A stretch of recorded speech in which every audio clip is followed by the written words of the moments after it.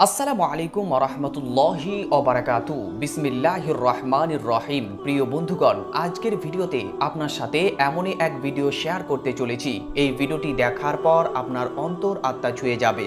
প্রিয় বন্ধুগণ, আপনি যদি মা ও বাবাকে পৃথিবীর সব থেকে বেশি ভালোবেসে থাকেন তাহলে অবশ্যই আজকের এই ভিডিওটিতে এক্ষুনি একটি লাইক করে দিন। প্রিয় বন্ধুগণ, ৮০ কোটি টাকার সম্পত্তির মালিক, ৪০০ বইয়ের লেখক, মেয়ে ও জামাই সুপ্রিম কোর্টের উকিল, ছেলে বড় বিজনেসম্যান, তার সত্ত্বেও বাবাকে বৃদ্ধাশ্রমে সময় কাটাতে হচ্ছে। কি কারণে এমন করুণ অবস্থা, কেনই বা তাকে এই বৃদ্ধাশ্রমে সময় কাটাতে হচ্ছে, জানলে আপনারও গায়ের লোম শিউরে উঠবে। হ্যাঁ প্রিয় বন্ধুগণ, আপনার সাথে সেই ভিডিওটি শেয়ার করব। ভিডিওটি দেখে আপনার মনে যদি মানুষত্ব থাকে তাহলে অবশ্যই আপনি রাগান্বিত হয়ে উঠবেন। চলুন প্রিয় বন্ধুগণ, কথা না বাড়িয়ে সর্বপ্রথমে আপনার সাথে সেই ভিডিওটি শেয়ার করি।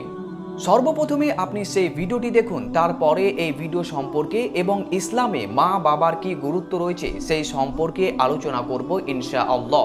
তাই ভিডিওটি একটু স্কিপ না করে শেষ পর্যন্ত দেখতে থাকুন। आपका क्या नाम है? श्रीनाथ खंडेलवाल। कहाँ के रहने वाले हैं? बनारस। बनारस। तो आप वही जन्म हुआ है हमारा। क्यों दुखी हैं?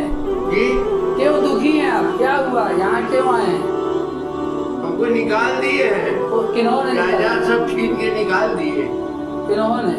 हाँ, हमारी लड़की सुप्रीम कोर्ट की वकील है। अच्छा। हाँ, आपके दामाद सुप्रीम कोर्ट का वकील है। सब बड़े बड़े आदमी अच्छा, हमको निकाल दिए। आपकी संपत्ति कितनी थी?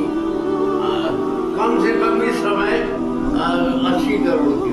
और अब तक कितने किताब लिखे हैं? कौन कौन सी किताब लिखे? 400 किताब लिखा है। 400 किताब। हाँ, कुछ किताब 18 पुराण, 21 उपपुराण और क्या बताए तंत्र की 400 किताब उस पर गूगल पर लिखा है। एसन खंडेलवाल वाराणसी वाले गूगल पर लिखा हुआ है। आपको पद्मश्री कौन सा सरकार दे रहा था? पद्मश्री कब मिल रहा था? यही आपके मोदी जी पद्मश्री दे रहे थे, लेकिन आप नहीं लिए हैं। हम नहीं दिए। क्यों? हमने कहा, हमारे गुरु ने कहा था कि अब लेने कहीं नहीं जाना है, घर पर आके दो। तो घर पर मिलेगी तब आएंगे, मैं कहीं आऊंगा नहीं। अच्छा, तो आप ये आश्रम में है, कोई तकलीफ आपको? नहीं, कोई तकलीफ नहीं है। यहाँ तो बड़े मजे में किताब लिख रहे हैं। यहाँ भी अभी भी किताब लिख रहे हैं? एकदम लिख रहे अभी हैं। कौन सी किताब लिख रहे हैं?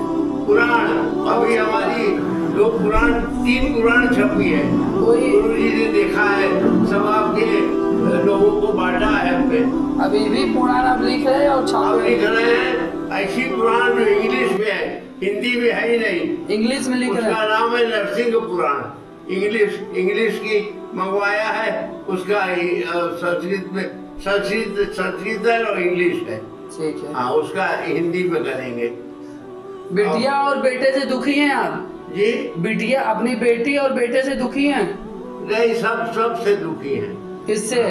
वो सुप्रीम कोर्ट की वकील है बिटिया, मैंने पढ़ाया, डॉक्टरेट और बेटा कराया। आपका है कि नहीं? बेटा हैं? बच्चा है? बेटा किसका? आपका बेटा वो है कि नहीं? एक है, एक मर गया, एक बचा है। वो क्या करता है? जो है बेटा क्या करता है? बहुत बड़ा आदमी है।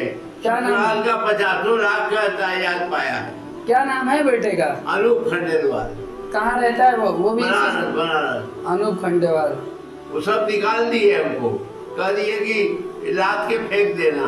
हम जब बीमार पड़े थे तो एक मुसलमान ने हमारी देख रेख किया। मुसलमान लड़की थी, उसको मैंने पेशिया बनने से बचाया था। दो लड़की की शादी किया है, उसने हमारी देख रेख किया इलाहाबाद। चलिए, आप बहुत अच्छा काम किए कि ये आश्रम में बाबा ने आपकी सेवा कर। आश्रम में तो हम बड़े शांति से बैठ के সুপ্রিয় দর্শক মণ্ডলী, আপনারা ভিডিওটিতে দেখতে পেলেন ভিডিওটিতে সেই বাবা কিভাবে দুঃখে ভরা কণ্ঠে বলছেন তার মেয়ে জামাই সুপ্রিম কোর্টের উকিল, তার ছেলে বড় বিজনেসম্যান, তার সত্ত্বেও তাকে সমস্ত রকম সম্পত্তিকে হাতিয়ে নিয়ে বৃদ্ধাশ্রমে রেখে গিয়েছে।